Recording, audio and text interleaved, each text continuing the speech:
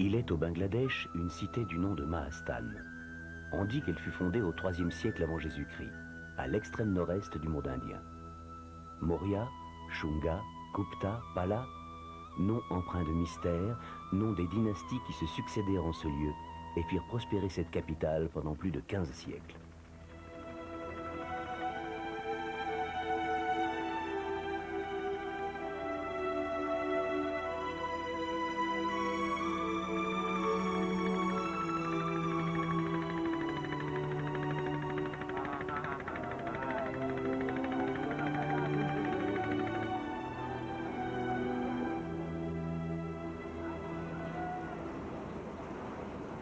La première mission a eu lieu en 1993, mais j'étais déjà venu en 92 pour essayer de voir à quoi ça ressemblait.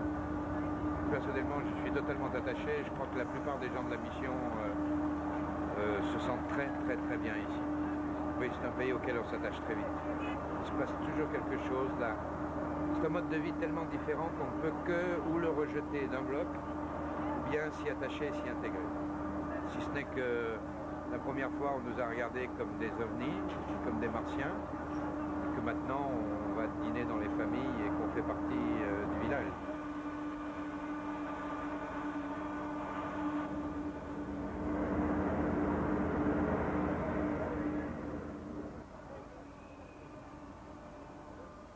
Après avoir travaillé et vécu de nombreuses années au Proche-Orient, Jean-François Salle dirige depuis 1992 la mission archéologique franco-bangladaise de Mahastan. C'est ici, au cœur du plus vaste delta du monde, que 3 mois par an, son métier d'archéologue lui ouvre les portes d'une civilisation jusqu'alors peu connue, le monde indien. Voilà, Nagarbari.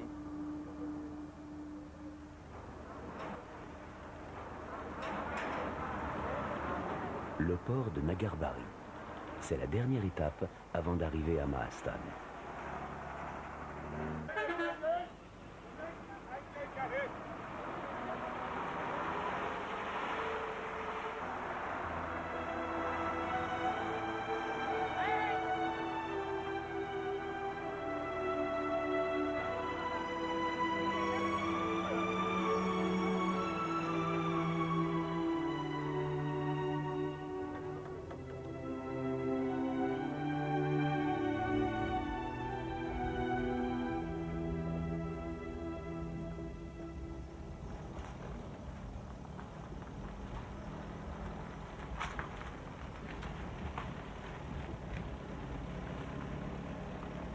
Bon, you just stay here. No turn, hein? Just back. Bonjour Massoud. Ça va? Ça va et vous? Après 12 heures de voyage pour parcourir quelques 170 km, Jean-François arrive enfin à la Maison des Français, comme on l'appelle ici. C'est là que résident depuis quelques semaines déjà les membres de la mission. Venant d'horizons différents, archéologues ou encore étudiants, de formation classique ou spécialistes du monde indien, ils ont tous accepté de suivre Jean-François dans cette aventure au bout du monde. Comme tous les soirs, il y a coupure d'électricité. À la lueur des lampes à pétrole, on parle déjà de la journée de demain.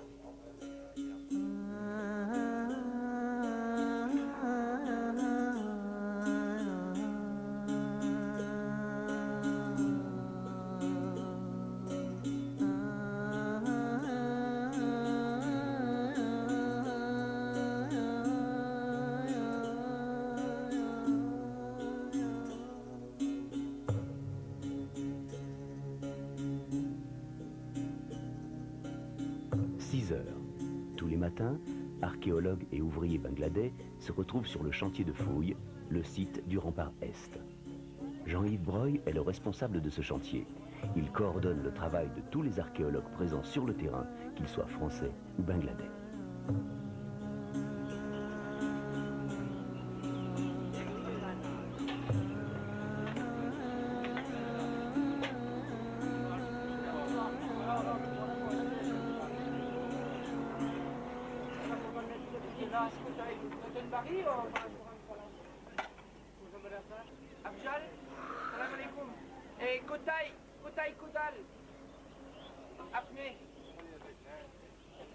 Une soixantaine d'ouvriers travaillent ici. Ils viennent des villages proches de Mahastan. La mission les rémunère et fait ainsi vivre pendant 3 mois plus d'une quarantaine de familles. Les journées sont longues et fatigantes pour ces hommes, mais qu'importe. Ils sont fiers de travailler avec ces scientifiques et ainsi de contribuer à la redécouverte de leur histoire. Sous leurs pieds se trouvent les vestiges d'une grande capitale, la cité antique de Mahastan.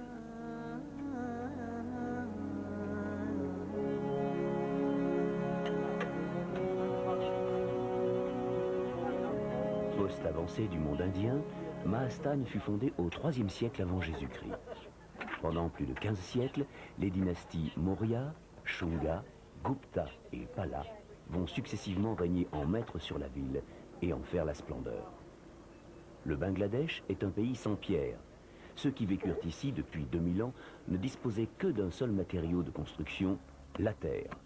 Ils l'utilisèrent d'abord crue, puis cuite, sous forme de briques. Ils construisirent alors des maisons, créèrent des quartiers et bâtirent des monuments, symboles du pouvoir politique, administratif ou religieux. Toute cette architecture a difficilement résisté à l'usure du temps. La cité était immense, mais la fouille actuelle ne s'étend que sur 500 mètres carrés. Si on a choisi cet endroit-là, c'est bon pour des raisons de disponibilité de terrain, mais aussi par le fait qu'on a à la fois des niveaux, des niveaux d'habitat, et puis on est en bordure de la ville, c'est-à-dire là où a été construit le rempart. Donc ça nous permet de mener un peu les deux choses en même temps, de comprendre un petit peu le système de murs, de murs d'enceinte, et de voir comment ça s'associe avec les différentes occupations.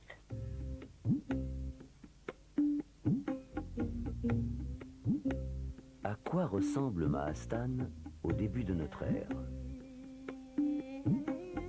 Un rempart, long de 16 km, encercle la ville. Des escaliers permettent aux habitants de descendre vers la Karatoya, fleuve puissant et majestueux qui apporte commerce et prospérité.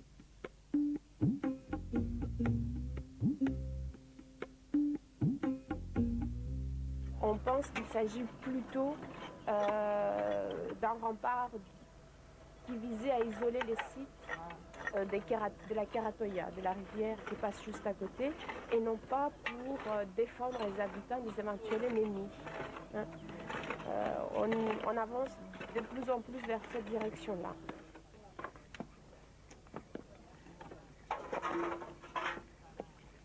On retourne les briques parce que la dernière fois on a trouvé une monnaie dedans.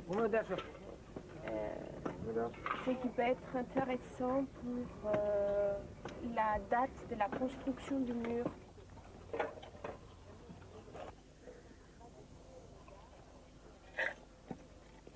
Ici, on appelle Jean-François Sall Borobos, ce qui signifie grand chef en bengali.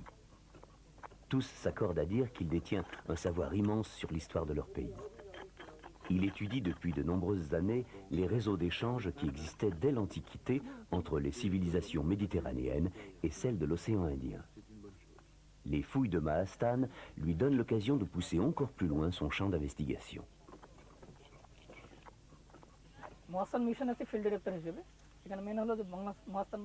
Depuis 5 ans, par la volonté des gouvernements, une véritable collaboration s'est instaurée entre archéologues français et bangladais. Je dirige l'équipe bangladaise à Mahastan. C'est le plus grand site urbain du Bangladesh. C'est aussi le plus ancien. C'est un lieu unique et il est vraiment exceptionnel pour nous de pouvoir explorer 15 siècles d'histoire. Bon, here. My God.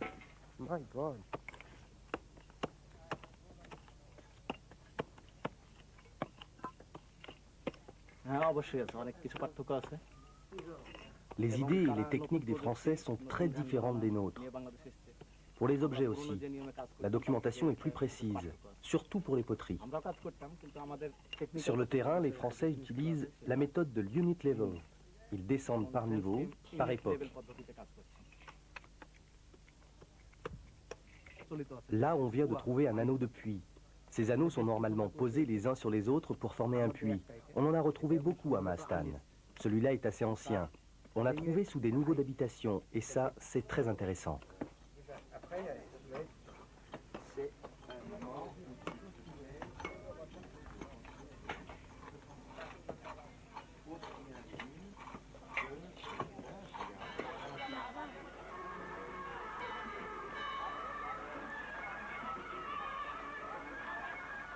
C'est au pied du rempart que la mission française a construit sa maison, lieu d'habitation, mais aussi centre de recherche. Durant 3 mois, plus d'une quinzaine d'archéologues vont ainsi se relayer sur le terrain. Dans quelques années, les Bangladais en hériteront. Elle deviendra alors un centre de formation archéologique.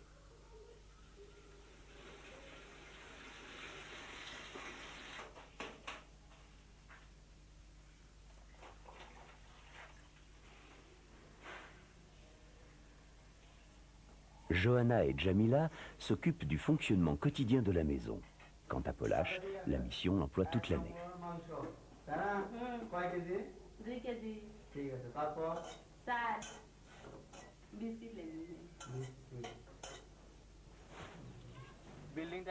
Je travaille pour la mission française depuis 1994. Au début, je travaillais sur les poteries. Maintenant, je suis le gardien de la maison. Je fais toutes sortes de travaux. Tous les jours, je vais faire les courses au grand bourg de Mahastan.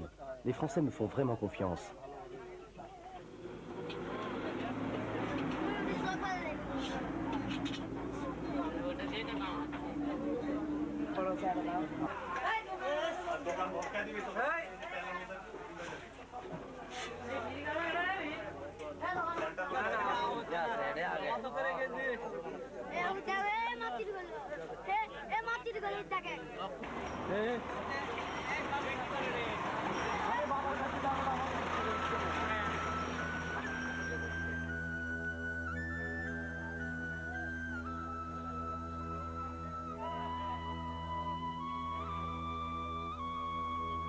Il y a eu très peu de recherches archéologiques menées ici depuis toujours. Même les Anglais, au temps du mandat britannique, n'étaient pas tellement intéressés par cette partie du pays.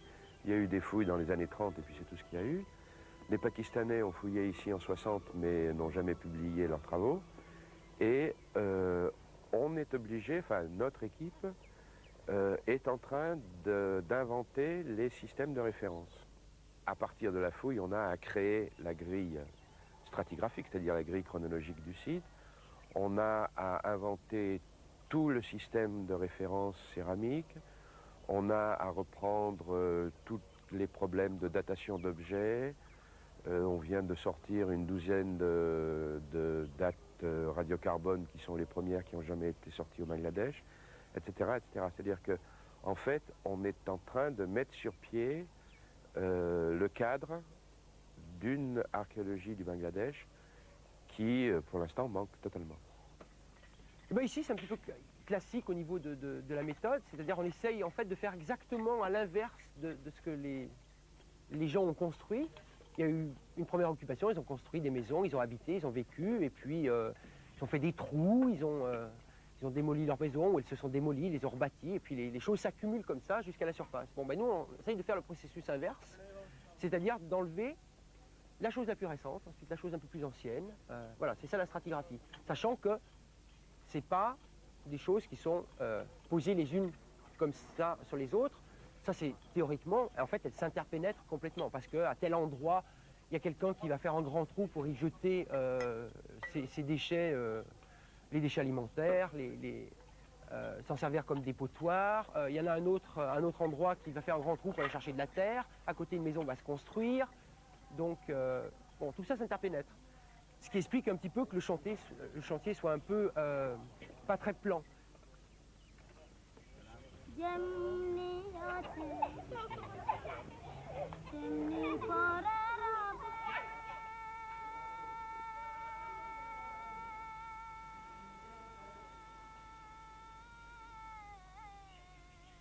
Certains objets retrouvés lors des fouilles, notamment les monnaies, témoignent de la richesse des échanges entre Mahastan et le reste du monde au début de notre ère, à la période Shunga. Marie-Françoise Boussac répertorie ces éléments. La base de données qu'elle complète méthodiquement servira à comprendre enfin le rôle économique joué par la cité à cette époque.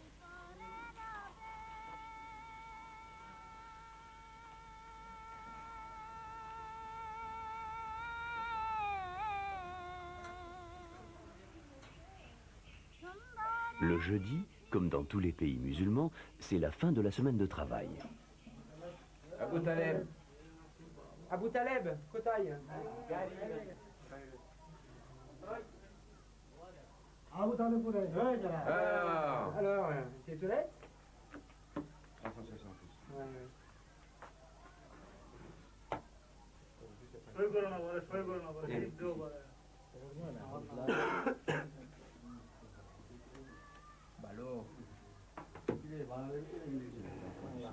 Allez, Tando. Les ouvriers gagnent ici un bon salaire. La plupart d'entre eux sont des agriculteurs. Chaque jour, après les fouilles, ils retournent au champ.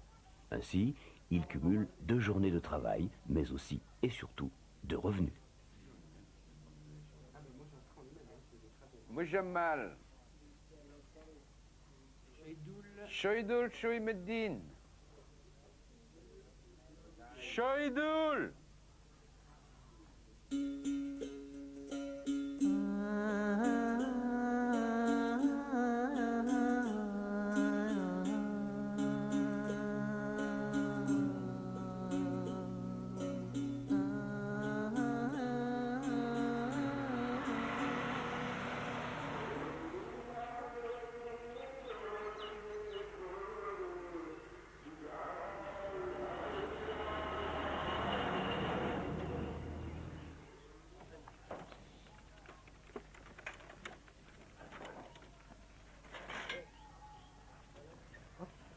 On n'aurait jamais imaginé se retrouver dans un pays comme ça, avec des traditions, avec des gens aussi merveilleux, avec des paysages aussi surprenants. Et puis en même temps, l'intérêt scientifique de la mission, la diversité des membres de l'équipe, chacun dans sa spécialité, tout ça, c'est vraiment une expérience qui est très très enrichissante, quoi. Alors, c'est où la fosse? Oui. Oh là là, c'est super.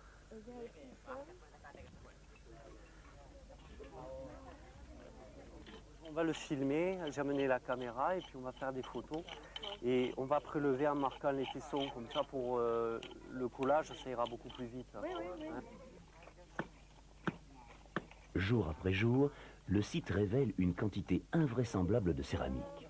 Pour Dominique Alios, céramologue, c'est l'occasion d'approfondir son savoir sur la manière dont les hommes ont façonné et modelé l'argile durant 2000 ans. Je suis d'équerre là. Je suis droit à peu près.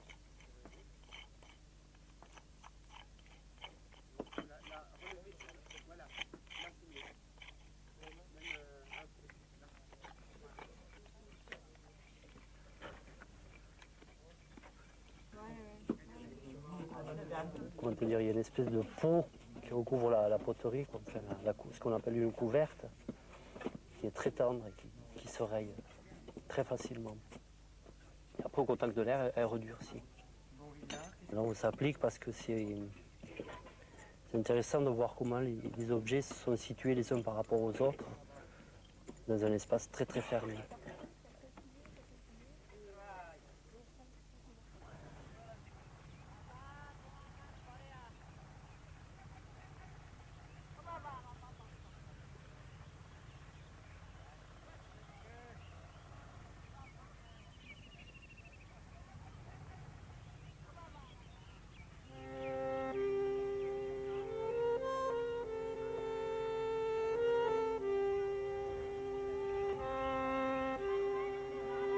Point de passage entre l'Inde, le Népal et l'Asie du Sud-Est, la cité était une grande capitale, tant sur le plan économique, politique que religieux.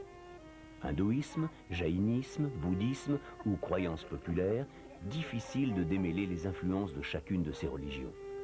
Ce dont on est sûr, c'est que le bouddhisme occupait ici une place très importante.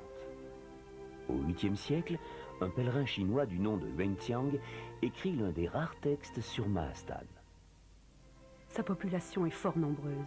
On y voit de tous côtés des maisons situées au bord des eaux et séparées par des bocages fleuris. Le climat est tempéré et les habitants ont de l'estime pour les lettres.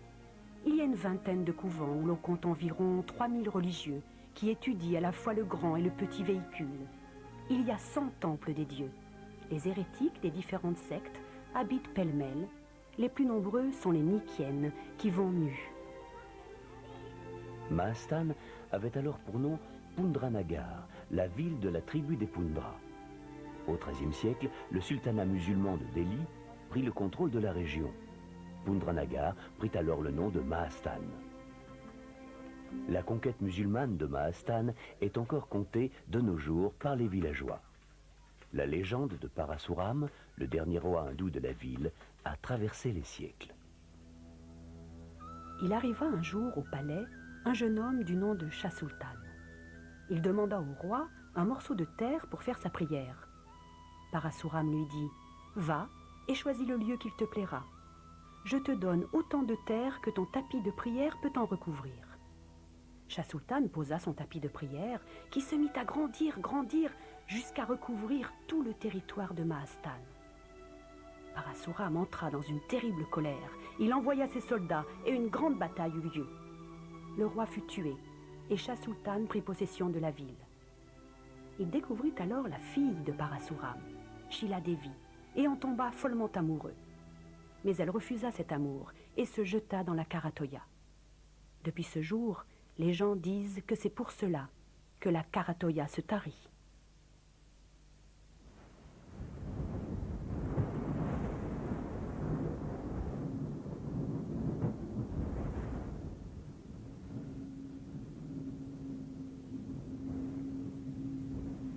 La campagne de fouilles a lieu de février à avril. Mais nul n'est à l'abri de la colère divine. Sans cesse, de violents orages annoncent le climat qui va s'installer ici dès le mois de juin. La mousson et ses pluies incessantes vont régner en maître pendant plus de 4 mois.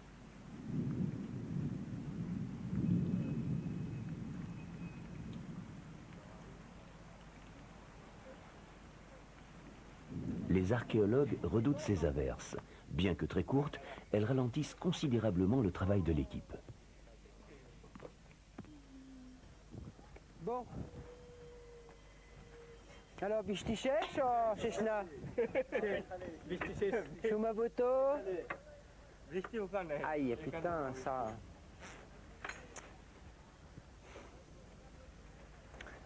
Ça a bien mouillé quand même, hein? On peut faire vider l'eau quand même. Je préfère qu'on le fasse demain. Il vaut mieux que le site éponge tout seul plutôt qu'il y ait des gens qui en même temps que... Parce que là, si on les met tous, là, ils sont 15. Bon, ça va être... Alors là, ça va être le chantier, là. Oui, je veux pas qu'ils touchent là-bas la couche de sable vers le mur parce que ça va s'éponger tout seul. Mais je pensais pas que... T'as vu en peu de temps? Ça reste, hein, c'est assez imperméable. Hein. La sédimentation, elle est en plus là, comme ça pend, ça ramasse tout au fond.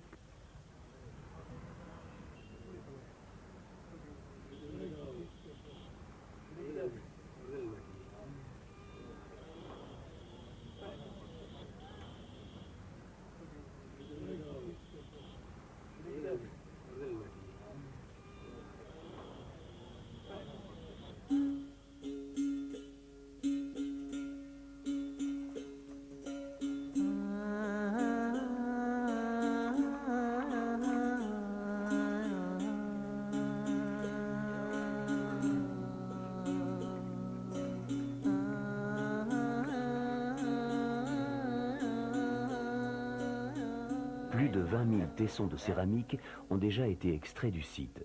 Tous sont nettoyés, triés et inventoriés. Pour effectuer ce travail de fourmi, Dominique a constitué une équipe de Bangladais dont l'efficacité n'a d'égal que la patience.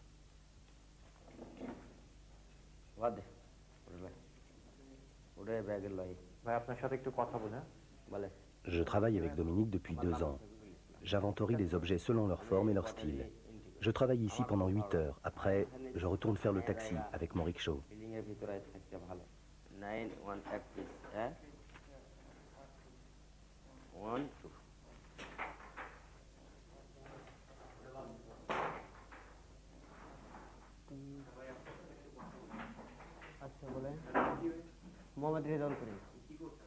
Je rentre sur l'ordinateur toutes les données concernant les céramiques. Chaque tesson a en quelque sorte sa fiche d'identité, avec son numéro d'inventaire, sa description et le lieu où il a été trouvé.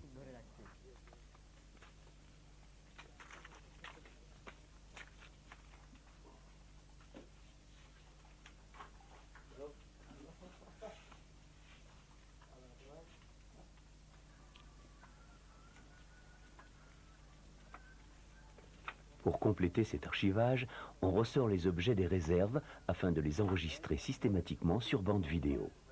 Cette technique permettra de créer un outil multimédia complet sur Mahastan. C'est aussi l'occasion d'initier Rizzo Lepolache à la prise de vue. Rizzo, you take on the red button, Lepolache, you look.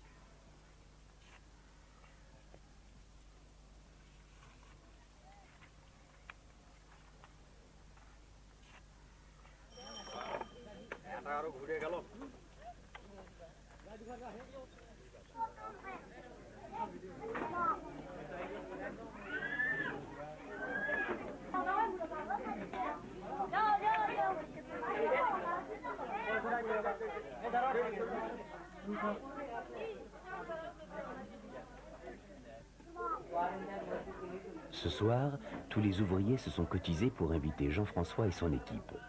Les Bangladais apprécient particulièrement les gens de la mission. Avec eux, les rapports humains sont simples et très loin des principes traditionnels bangladais fondés sur la hiérarchie des classes sociales.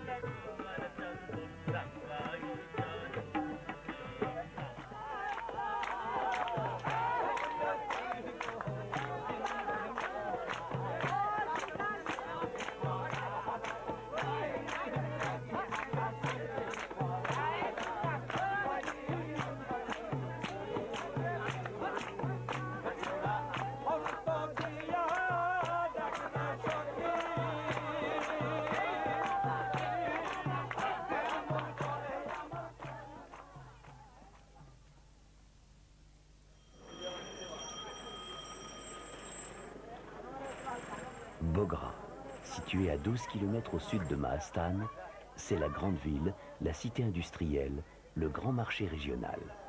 Ici, tout se vend, tout s'achète et tout se répare. Véritable fourmilière humaine, Bogra est le reflet de la démographie démesurée du Bangladesh. Le pays compte aujourd'hui plus de 120 millions d'habitants, concentrés sur une superficie égale au quart de la France. Pour Jean-François, c'est surtout ici que se trouve le seul téléphone de la région. Il s'y rend régulièrement pour tenter de joindre la France. L'attente s'avère toujours très longue.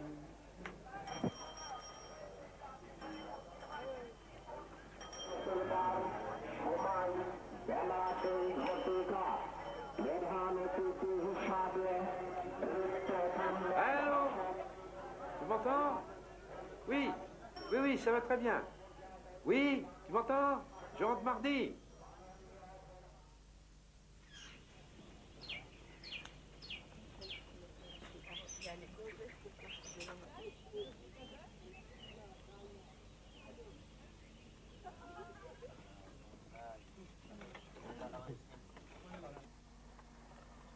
Aujourd'hui, on va s'intéresser plus précisément à l'un des monuments les plus imposants du site. Il pourrait s'agir d'un stupa, c'est-à-dire d'un temple bouddhiste. Si cette hypothèse se révélait exacte, cela permettrait enfin d'éclairer les recherches sur les pratiques religieuses de ces civilisations qui ont jadis occupé Mahastan.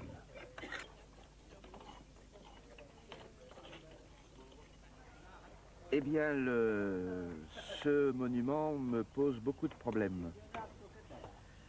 Quand on l'a trouvé en 95, je pense qu'on avait... La première interprétation qu'on en a donnée, c'est celle d'un stupa, parce qu'un stupa, ça se présente toujours comme une base massive sur laquelle existait jadis le bol renversé du Bouddha. Normalement, il y a en dessous une chambre à reliques, et le rituel consiste à tourner autour de ce monument en récitant les prières. Ici, c'est une toute petite intervention, extrêmement ponctuelle. En fait, il s'agit de vérifier une hypothèse. On a un petit peu de mal à donner une fonction à cette immense structure, cette plateforme. Les indices sont assez faibles, mais on a repéré au sein de l'architecture un espace volontairement laissé libre, hein, cette petite ouverture-là.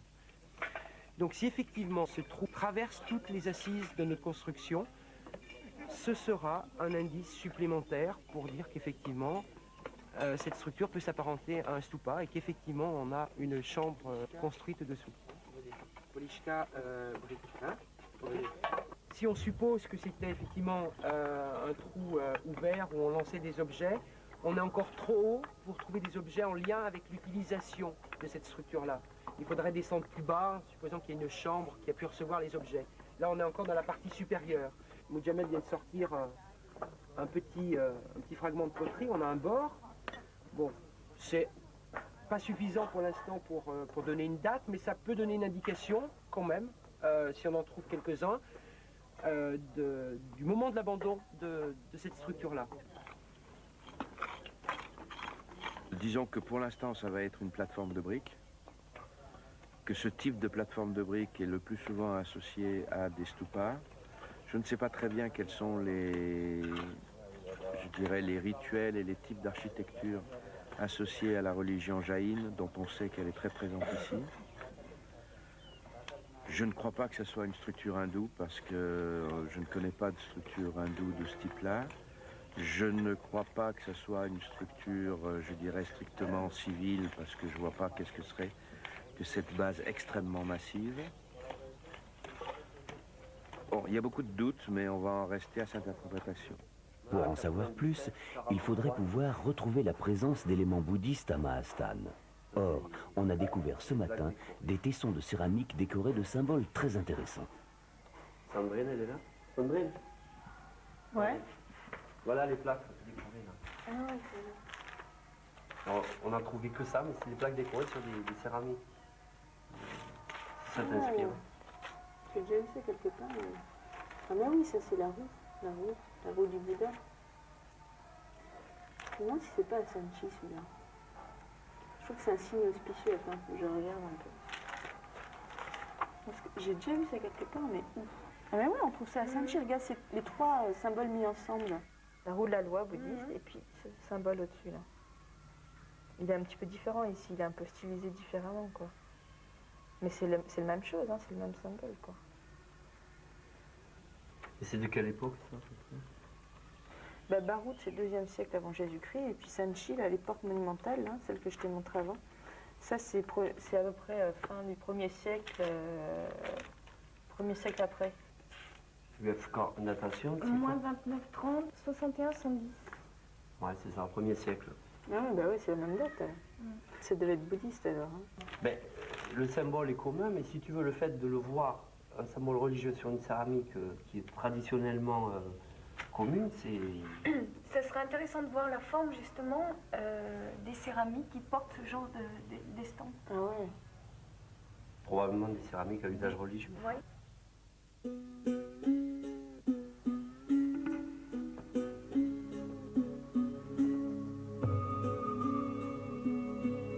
Le Bangladesh est un pays vivant au rythme de ses fleuves et de leurs caprices.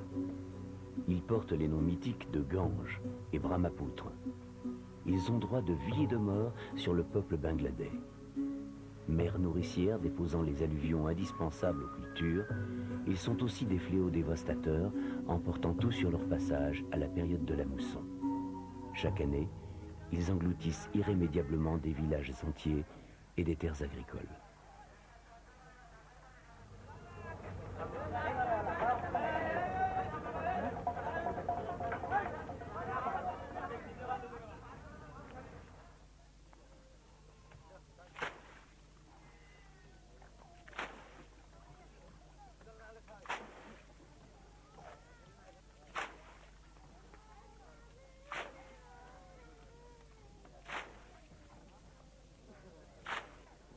côtoyer au quotidien les habitants de Mahastane, les membres de la mission archéologique se rendent compte de leurs besoins, tant au niveau économique, sanitaire qu'éducatif. Depuis longtemps, Jean-François aimerait qu'une organisation humanitaire vienne s'installer ici. L'expérience menée à Donot, un village voisin, semble être un bon exemple. Séverine et Géraldine viennent y rencontrer Anne Rouve, une jeune Française responsable d'un programme de développement. Ici, moi, je travaille auprès d'une organisation qui s'appelle l'Institut de développement rural intégré. Et je fais un travail de terrain. C'est-à-dire que je m'occupe ici d'un ensemble de 25 villages. Et je m'occupe en particulier du travail des femmes. Donc je visite une quarantaine de groupes de femmes. Et je m'occupe aussi des écoles pour les enfants de 5 à 8 ans.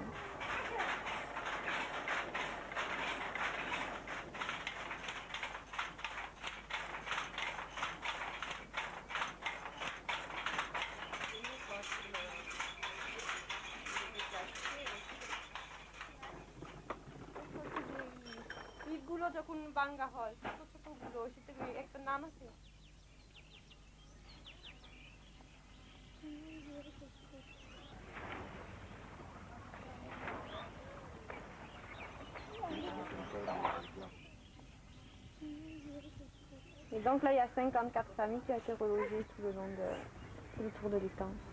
Car l'étang, il a été construit. Ouais. C'était en fait, c'est tout un marécage, donc l'étang a été construit. Et des gens qui ont été payés en nourriture aussi, qu'on a payé en nourriture. Éventuellement les gens qui ont été relogés après. Voilà, une partie des hommes qui ont été relogés après. Puis donc on les a relogés, ils bénéficient de la pêche dans l'étang. Il y a maintenant aussi des élevages de canards qui sont faits, les petites maisons qu'on voit tout autour de l'eau. Et des femmes qui travaillent à la styriciculture et une petite école.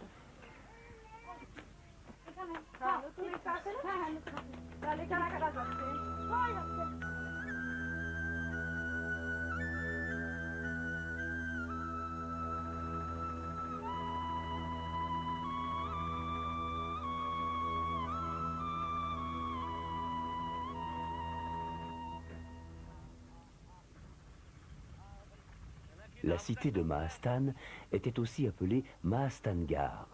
En langue bengali, le suffixe gar désigne une place fortifiée. Mais au-delà du rempart, il existe de nombreux vestiges. Il s'agit le plus souvent de monastères ou de temples qui n'ont pas encore livré tous leurs secrets. Le premier archéologue à s'intéresser au Nord-Bengale, alors province des Indes britanniques, fut Sir Alexander Cunningham. Cunningham était un grand savant, un archéologue de la fin du 19e siècle.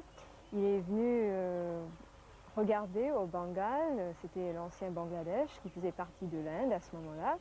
Il est venu chercher dans cet endroit et c'est lui qui a fait l'identification de Mahastangar avec Pundranagar. Donc il a fait le lien entre une ville qu'on connaissait par l'histoire avec l'archéologie. Dans ses notes, Cunningham décrit un paysage sauvage avec parfois des ruines noyées dans la végétation.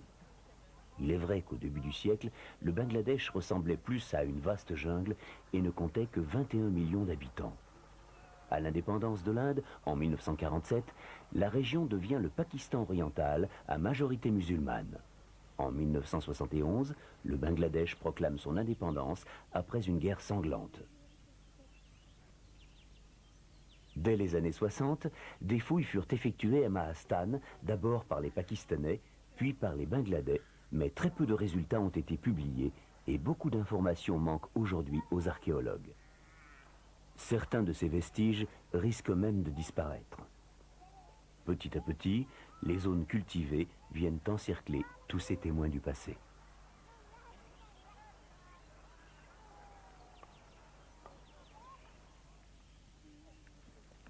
C'est aussi en se rendant sur les sites importants de la région, dont on connaît mieux l'histoire, que la mission collecte des informations sur Mahastane. Les échanges étaient certainement nombreux entre la cité et tous ces lieux. Peut-on supposer qu'il existait le même type d'architecture? Dans ce cas, on imaginerait mieux à quoi ressemblaient certains monuments à Mahastane. À une quarantaine de kilomètres, le grand monastère de Paharpur défie le temps. Le temple révèle une multitude de plaques en terre cuite, dieux, hommes, animaux, monde floral, une myriade de représentations semble encore danser tout autour de l'édifice. Dans le cours des fouilles, je crois qu'il y en a une qui est sortie ce matin d'ailleurs, on trouve des fragments de plaques, un petit peu comme toutes celles qui sont en place ici. C'est pas là qu'on trouvera des réponses à nos questions sur la ville proprement dite, mais en même temps, c'est vrai que c'est important de connaître un site comme ça, dans la mesure où il y a toute une série de choses qui sont comparables. Cette fameuse terrasse en briques, là, dont on ne sait toujours pas ce que c'est, il y en a quand même une dizaine à l'intérieur de la cour du monastère ici. Et c'est les mêmes, hein. Le monastère a été construit à l'époque Pala, à la fin du 8e siècle. On a retrouvé plus de 170 cellules de moines dans l'enceinte du site. Il jouait probablement un rôle primordial dans la région. Il est aujourd'hui classé au patrimoine mondial de l'UNESCO.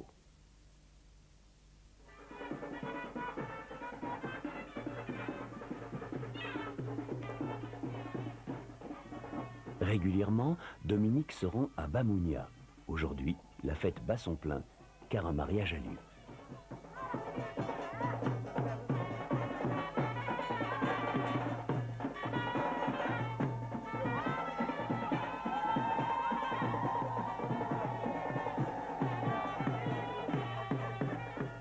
Bamounia est un de ces villages de potiers hindous que Dominique visite souvent afin d'observer le travail des artisans. Leur savoir-faire a traversé les siècles. L'archéologue devient alors ethnologue.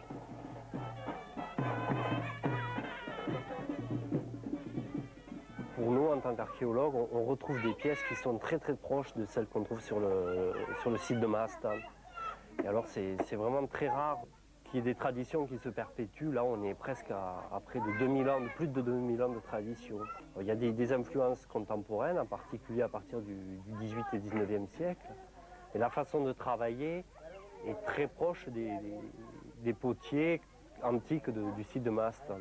Et on apprend, enfin, on regarde leur façon de travailler, et en même temps on sent des évolutions, des mutations qui sont typiques peut-être des dernières années de ces villages de potiers, parce que j'ai peut-être un peu peur qu'ils disparaissent assez rapidement. Ils ont une production énorme, et beaucoup de pots qu'ils réalisent sont à usage unique, c'est-à-dire ils sont jetés une fois consommés, en particulier les yaourts.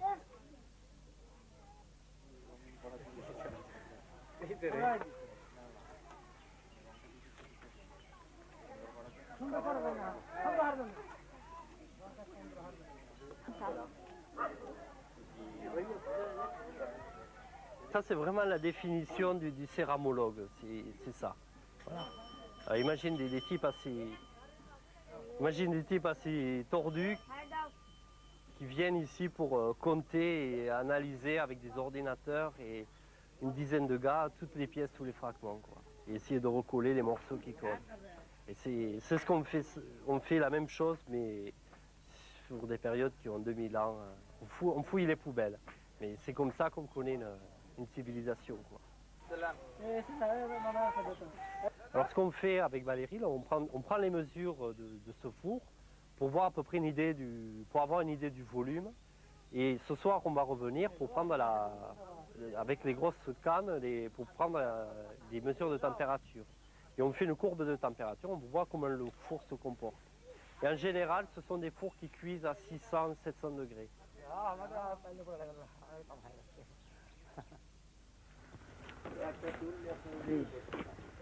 Là, on est en phase 2 de la cuisson, c'est-à-dire que la carapace de boue a bien séché. Et alors là, à ce moment-là, il monte la température et on voit bien les flammes qui sortent tout à fait à la base. Ok, tac.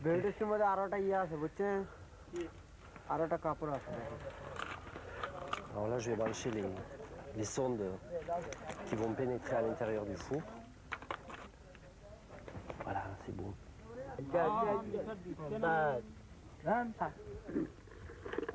Oui, 400 degrés, 407.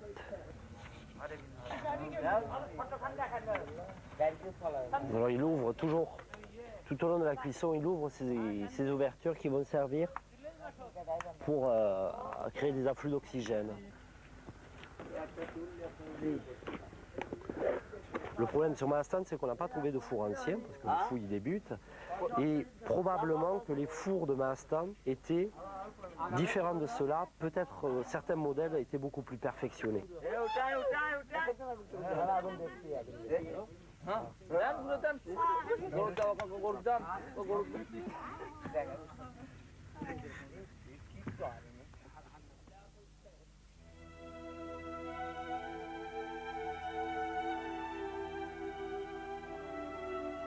À 1000 lieues de la vie paisible de Mahastan, Dhaka, la capitale du Bangladesh. Ville troublante, véritable mosaïque. Les quartiers riches construits à l'occidental, desservis par de larges avenues, côtoient les ruelles bruyantes et surpeuplées des quartiers populaires. Souvent, au cœur même de la ville, un misérable bidonville surgit au détour d'une rue. En 1971, Dhaka comptait 1 million d'habitants. Aujourd'hui, plus de 9 millions de personnes vivent ici. C'est l'une des 10 plus grandes métropoles du monde et sa population ne cesse de croître.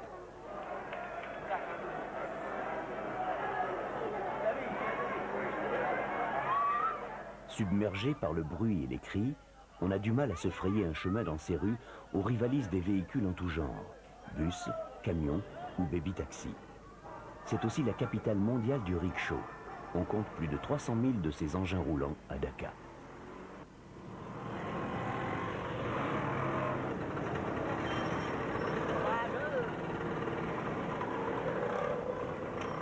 C'est dans le quartier de Mohamedpour que se trouve le directorat de l'archéologie.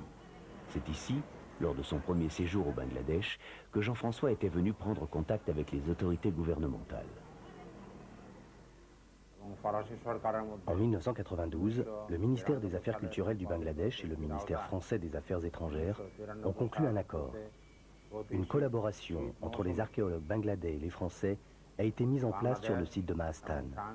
Le but est de mieux connaître l'histoire du Bangladesh. Ce travail en commun consolidera l'amitié et les liens culturels entre nos deux pays.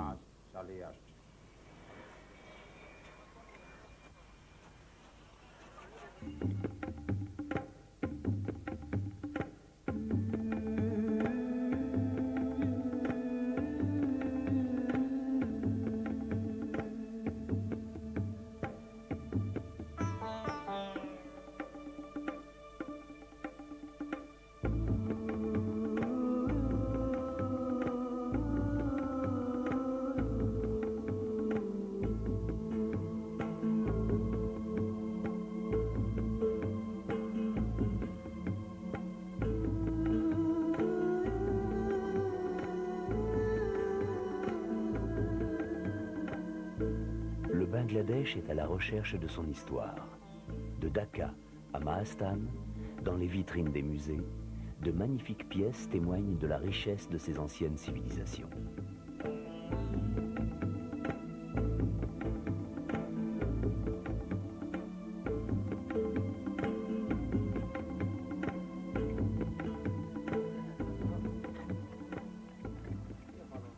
L'objectif est de mettre au jour le plus grand nombre de vestiges possible, soit des vestiges anciennement fouillés, soit les vestiges que nous allons continuer à fouiller, pour essayer de comprendre ce que c'était que cette ville au moment de sa naissance, au moment où elle s'est développée de manière tout à fait riche, comme la montre l'archéologie, au 1er siècle avant Jésus-Christ, 2e après Jésus-Christ, au moment où elle a baissé, parce qu'on s'aperçoit véritablement qu'il y a une espèce de période un petit peu incertaine vers le 4e, 5e, alors que c'est la période d'apogée de l'Inde de l'autre côté, et puis au moment où elle repart, alors là sur une échelle encore plus grande, à l'époque de la dynastie Pala, du 8e au 12e siècle. C'est un travail de très longue patience, c'est un travail d'investigation, c'est pour ça que c'est un travail qui peut prendre sa vie entière. Il y a des archéologues qui ont consacré leur vie entière à un seul site.